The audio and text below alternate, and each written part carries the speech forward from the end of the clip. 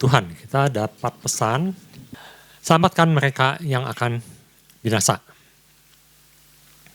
Nah, saya akan ulang pesannya supaya lebih jelas, bahwa Tuhan menyatakan bahwa akan tiba suatu saat di mana banyak kehancuran terjadi di mana-mana. Kapan? Ya, sekarang juga kita mungkin sedang mengalami dan akan mengalami hal-hal yang seperti ini. Keadaan tidak tambah baik, tetapi nanti kita akan lihat bahwa sebenarnya Tuhan sudah katakan bahwa hal ini akan terjadi. Ada begitu banyak orang-orang yang akan binasa atau apolumi dalam bahasa aslinya, yang artinya bukan hanya semata-mata meninggal secara fisik, namun juga hancur, mengalami kematian kekal secara rohani, kesengsaraan abadi di api neraka. Jadi mengerikan sekali. Jadi bukan soal fisik saja, ini bukan soal materi saja, tapi juga ada hubungan dengan masa depan atau yang akan datang. Nanti kita akan lihat. Jadi banyak sekali orang-orang yang binasa dalam pengertian apolumi. Nah ini. Namun melalui keberadaan orang-orang percaya, kita jemaat Tuhan yang sudah dipercayakan, yang sudah diselamatkan, yang sudah mengenal Kristus, apabila mau menangkap hati Tuhan, setidaknya bisa menyelamatkan orang-orang yang akan binasa itu. Sebetulnya banyak orang percaya mengetahui hal itu, namun seolah-olah seperti membiarkan, tidak bertindak, masih masa bodoh, atau kadang-kadang malah tidak bisa memperingatkan atau menarik orang-orang tersebut agar tidak tergelincir dalam maut. Nah ini pesan Tuhan ya. Bapak Gembala sudah jelaskan, ada beberapa hal yang perlu kita pahami. Yang pertama, memahami terlebih dulu siapa orang-orang yang akan binasa tersebut. Jadi kita harus jelas, harus tahu siapa. Kalau dalam marketing ada target marketingnya. Yang diambil dari 2 Petrus pasal 3 ayat 5-6. Yang kedua, memahami bahwa untuk menyelamatkan orang-orang yang akan binasa, kita harus membangun dengan dasar yang benar terlebih dahulu. Di 2 Petrus pasal 3 ayat 12-14, maksudnya bagaimana kita bisa menguatkan saudara kita, bagaimana kita bisa menjadi jangkar yang kuat bagi keluarga kita, kalau kita sendiri tidak kuat, kalau kita sendiri terjerat sama dengan dunia. Bagaimana kita bisa mengajak orang dunia kembali kepada Tuhan kalau kita sendiri masih bingung, tidak ada pengenalan akan Tuhan kita. Nah pagi hari ini, saya tambahkan 1 poin, tapi nanti ada subpoin-subpoinnya. Yang pertama, memahami bahwa Tuhan tidak menghendaki supaya jangan ada yang binasa. Kita lihat dasar ayatnya di 1 Petrus pasal 3 ayat 9. Khususnya bagian kedua atau bagian B. Saya akan bacakan. Tetapi ia sabar terhadap kamu, karena ia menghendaki supaya jangan ada yang binasa, melainkan supaya semua orang berbalik dan bertobat. Siapa semua orang? Apakah hanya orang percaya, apa hanya pengikut Kristus, atau termasuk orang dunia? Jadi dikatakan semua. Nanti kita akan lihat, kita akan buktikan. Benar nggak? Tuhan ingin semua orang itu diselamatkan. Tuhan ingin semua orang di dunia ini bisa mengenal Dia dan mengalami kemenangan dalam kehidupannya. Nah, mari kita lihat ada beberapa faktor yang bagian A,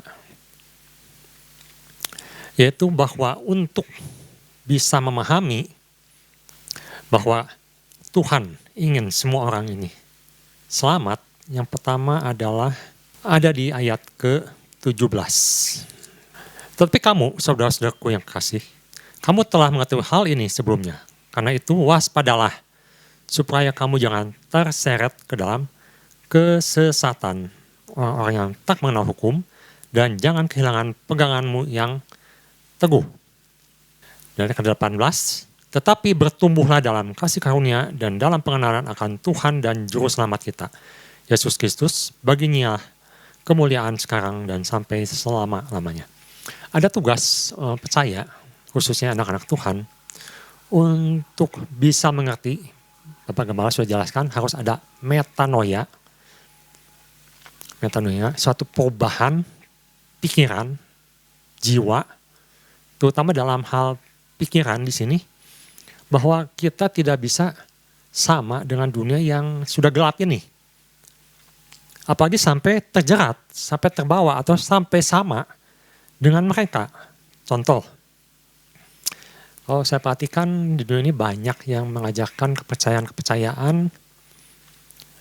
Ada yang mengatakan bahwa manusia nanti sudah mati, itu mereka akan masuk neraka dulu, baru pindah ke surga. Gimana caranya? Oh, nanti ada jembatan yang sangat kecil, yang setipis rambut, bahkan lebih tipis. Nah, kalau bisa lewat, masuklah ke surga. Nah, itu baru salah satunya ya. Ada juga yang mengajarkan, oh orang itu harus hidupnya benar, harus baik. Sampai dia menemukan yang terbaik, sehingga dia tidak berulang-ulang dalam kehidupan ini. Mati, hidup lagi, sampai sempurna. Nah, itu baru mencapai surga. Ada juga yang mengajarkan hidup ini hanya ilusi. Apa yang kita lihat, sebenarnya ini tidak terjadi. Ini hanya ilusi. Rasul Paulus pernah mengalami hal ini. Kita mendapat pesan beberapa minggu yang lalu, bahwa di Athena dia bertemu dengan orang-orang, yaitu orang Stoa, orang Epikuros. Mereka mengajarkan begini. Kalau orang Stoa ngajarin begini, kita itu harus berbuat baik. Hidup itu harus berbuat baik, harus berbuat benar. Nah, kita sering dengar, yang penting mah orang hidupnya baik. Nah, kebanyakan orang yang bilang begitu ya, termasuk orang yang saudara kita juga, orang percaya, banyak yang mengatakan, yang penting hidup kita tuh baik, cukup. Gitu. Nah, tapi kalau Stoa itu mengajarkan bahwa ada yang istilah nasib, tidak boleh menentang Sang Pencipta, dan mereka nanti akhirnya terlibat atau masuk dalam penyembahan-penyembahan kepada alam, panteisme, nah seperti itu. Nah, kalau Epikuros beda lagi.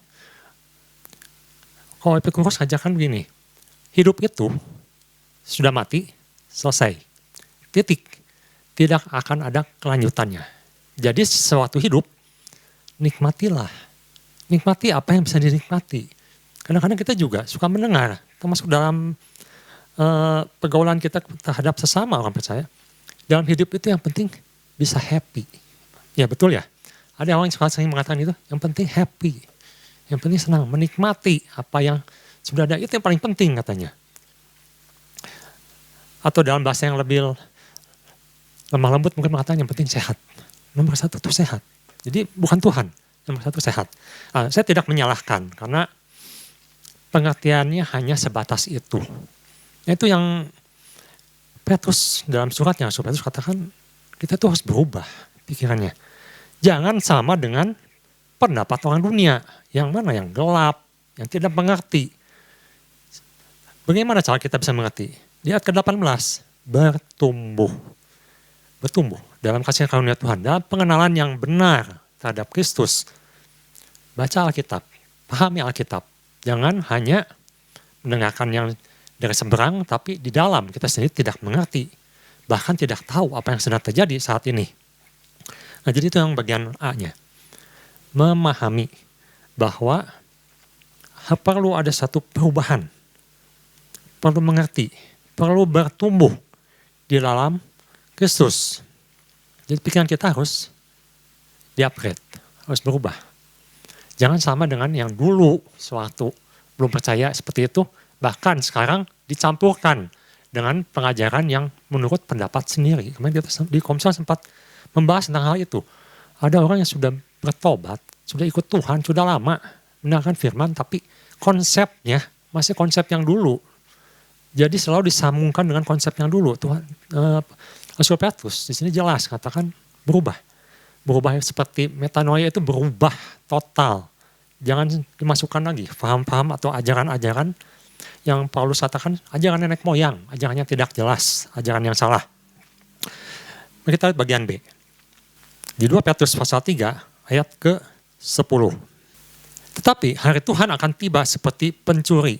Pada hari itu langit akan lenyap dengan gemuruh yang dahsyat dan unsur-unsur dunia akan hangus dalamnya api dan bumi dan segala yang ada di atasnya akan hilang lenyap. Ini mengatakan tentang apa? Khususnya bagian yang pertama katakan tetapi hari Tuhan akan tiba seperti pencuri. Ini mengenai tentang waktu. Dan di sini menyangkut ada dua pihak. Satu pihak orang percaya, satu orang yang belum percaya atau yang masih di luar Tuhan. Tuhan katakan bahwa Tuhan akan datang kembali seperti pencuri yang datang di malam hari. Tapi sebenarnya ada pembedaan antara orang percaya dan orang yang belum percaya. Nah, kita lihat di 1 Tesalonika 5 ayat 4 dan 5. Ada perbedaan jelas antara orang percaya dan orang tidak percaya. Jangan sampai kita orang percaya punya konsep yang sama dengan orang yang tidak percaya. Karena orang yang tidak percaya atau di luar Kristus pun tahu satu hari nanti akan kiamat. Dalam pengertian mereka tentunya. Tapi kita perlu lihat di sini. Tetapi kamu, saudara-saudara, kamu tidak hidup di dalam kegelapan. Kita tidak gelap. Kegelapan itu artinya tidak tahu apa-apa, buta. Sehingga hari itu atau hari Tuhan itu, ketika Tuhan akan datang itu akan menjemput orang percaya, tiba-tiba mendatangi kamu seperti pencuri. Jadi konteksnya jelas di sini. Rasul Paulus mengatakan pada jemaat di Tesalonika, orang di luar tidak tahu, orang di luar gelap. Tapi orang percaya tidak gelap. Kita lanjutkan ayat kelima. Karena kamu semua adalah anak-anak terang dan anak-anak siang. Kita bukanlah orang-orang malam atau orang-orang kegelapan. Kita tahu dari mana? Dari tanda-tanda zaman. Nanti Ibu Bapak bisa cek, bisa banyak referensi di Alkitab juga yang dimana Yesus mengatakan, lihatlah tanda-tanda zaman. Dimana sekarang sudah sangat banyak sekali tandanya, peperangan, gempa bumi, bencana alam, moral yang makin merosot, semakin jahat manusia, semuanya sudah terjadi. Dan banyak hamba Tuhan yang menafsirkan inilah ujung dari akhir zaman itu. Jadi mungkin sebentar lagi Tuhan akan menjemput kita. Dan kita bukannya seperti orang tidak percaya yang masih mengatakan kapan? Tuhan suruh kita siap-siap. Yang ketiga ada tentang masa depan. Mari kita lihat. Di 2 Petrus pasal 3 ayat 13. Nah, saya akan agak lebih lama di bagian ini karena mungkin banyak juga saudara-saudara kita yang masih miskonsepsi di sini. Masih memiliki satu pemikiran yang kurang jelas. 2 Petrus pasal 3 ayat 13. Tetapi sesuai dengan janjinya kita menantikan langit yang baru dan bumi yang baru di mana terdapat kebenaran, di mana terdapat di kayu sune, di mana kebenaran itu sendiri akan dinyatakan, di mana kebenaran itu adalah Yesus sendiri. Karena Yesus mengatakan, aku adalah jalan, kebenaran. Kata yang dipakai sama, aku adalah kebenaran. Kalau ditanya, kemana manusia setelah kematian? Maka akan 90% mungkin akan menjawab, 90% lebih akan menjawab ke surga. Kalau orang percaya akan ke surga. Bagaimana konsep surga? Konsep surga adalah suatu tempat yang sangat indah, yang seperti Taman Eden, di mana Yesus ada di situ, kita hidup senang di sana, sudah tidak ada penderitaan lagi. Apakah itu yang Alkitab katakan? Benar, surga itu seperti itu. Tapi ini sangat menarik ketika Petrus dan juga nanti dilanjutkan oleh Yohanes ketika dia ada di Pulau Patmos, dua orang yang terpisah zaman, sewaktu mendapatkan pewahyuan, terpisah tahun, yang satu sudah meninggal, yaitu Petrus meninggal duluan, tapi Yohanes di masa tuanya mendapat penglihatan, tetapi halnya sama, suatu yang jelas yang Tuhan berikan, yaitu langit yang baru, bumi yang baru. Mengapa Rasul Petrus tidak mengatakan di surga? Karena surga adalah tempat penantian. Tetapi final kehidupan orang percaya adalah bukan di surga, tetapi di kota Yerusalem baru, di bumi yang baru. Nah, ini suatu pemahaman yang nanti saya akan tunjukkan, ada videonya hanya 2 menit, di mana kita bisa melihat dengan lebih jelas dan kita perlu tahu bahwa sebenarnya bukan surga yang nanti kita akan diami dengan Tuhan. Tetapi kita tuh akan tinggal di suatu kota yang baru, di suatu tempat yang baru, sesuatu yang indah, yang luar biasa yang Tuhan berikan, dan konsepnya itu di luar nalar kita. Saya punya teman orang tua saya. Dia seorang ateis dan sering datang ke rumah kami dan berbincang-bincang. Dan dia katakan seperti ini, saya tidak percaya kalau dia istilahnya surga. Di surga nanti itu semua orang bisa masuk ke surga. Sangat logis. Dia perhitungkan berapa miliar orang. Surga cukup nggak tempatnya? Ya kalau saya iman kita bisa bicara bahwa Yesus mengatakan di rumah Bapakku banyak tempat tinggal. Sebanyak apa tempat tinggalnya? Cukupkah untuk semua manusia? Nah, ada suatu survei yang dilakukan namanya Population Reference Bureau. Jadi suatu yang menghitung kurang lebih jumlah manusia sampai saat ini dari zaman Adam ada berapa banyak.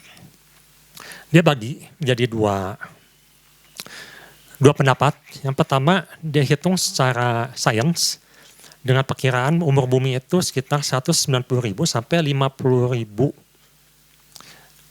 tahun. Kurang lebih segitu. Jadi kalau dihitung dari zaman puluhan ribu sampai saat ini 2026, dihitunglah sekitar 117 miliar manusia yang pernah hidup di bumi ini.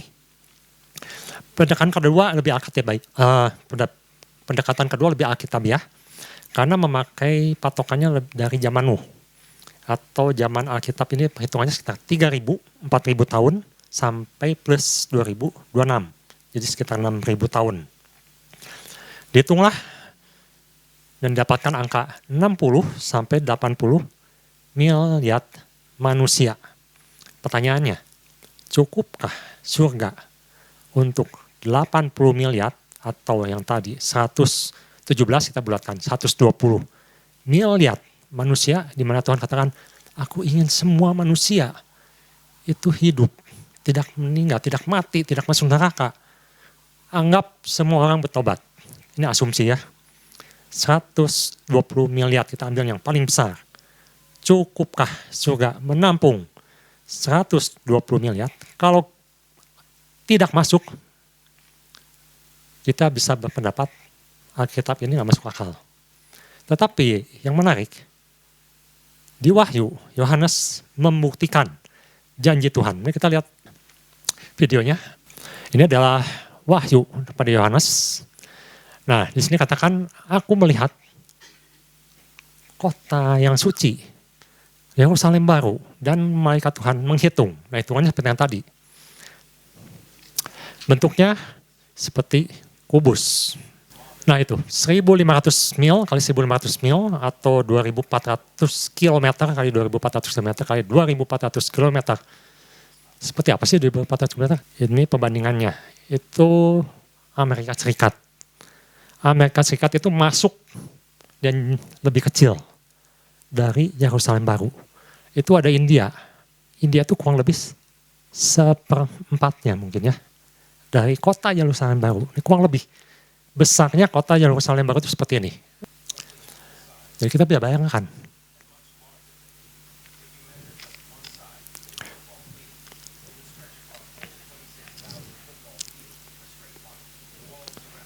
Nah, ini tingginya 1.500 mil. 1.500 mil itu mendekati, kalau perhitungannya itu mendekati stasiun ruang angkasa yang sekarang ditempatkan. Tingginya seperti itu. Jadi sudah bisa melihat bumi, bentuknya, bulatannya. Ya, saya tidak tahu itu termasuk atmosfer keberapa, tapi yang jelas di sini tingginya sampai ke sana. Nah itu Gunung Everest kurang lebih tinggi dari Mount Everest, jauh lebih tinggi. Dan adalah gunung tertinggi di dunia. Nah itu adalah Palung Mariana, di mana palung itu adalah palung terdalam yang manusia belum bisa sampai ke dalam, nyentuh ke dalam situ. Nah ini orbit kurang lebih Masih di dalam, katanya masih di dalam kubus itu. Bisa menampung 50.000 kuadriliun manusia. Kalau setiap manusia dapat lahan, nah ini menarik, dapat lahan, kita dapat jatah kafling di sana, satu kotak, kurang lebih mungkin saya bisa salah, tapi dicek lagi nanti, 100 meter persegi, itu kurang lebih nanti yang menampung itu bisa 50.000 triliun manusia. Nah ini, 50 kuadriliun. Jadi perhitungannya tadi 120 miliar. Jadi ini dia dapat datanya cukup akurat. Masih banyak lahan kosong. Jadi nggak usah takut, di sana propertinya masih kosong, masih banyak.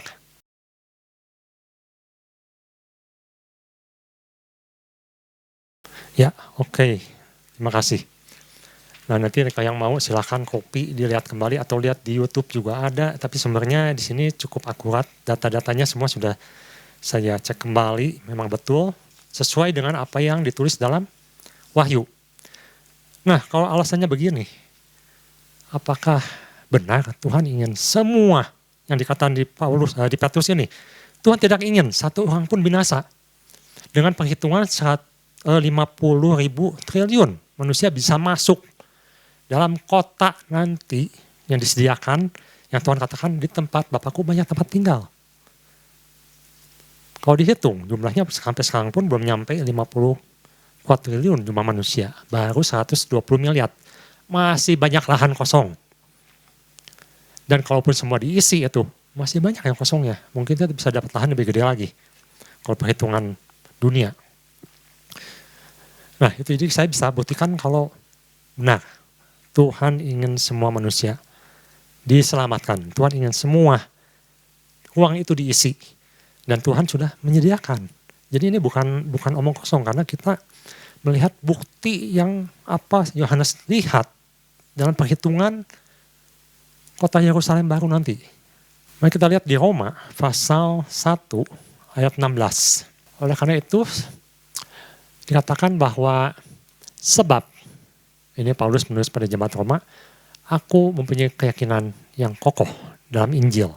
Karena Injil ini Tuhan nyatakan satu kebenaran.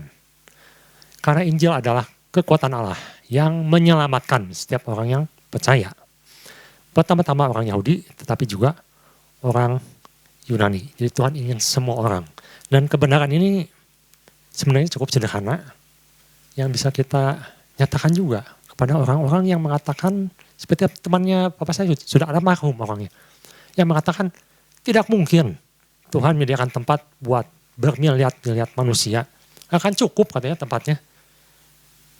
Tapi kita sudah buktikan, Alkitab sudah membuktikan lewat perhitungan yang Yohanes lihat. Di Roma pasal 1 ayat 20 sampai 21. Nah, ini yang kita perlu doakan karena ini ada suatu peperangan rohani. Sebab apa yang tidak nampak daripadanya, yaitu kekuatannya yang kekal dan keilahiannya dapat nampak pada pikiran dan karenanya sejak dunia diciptakan sehingga mereka tidak dapat berdalih.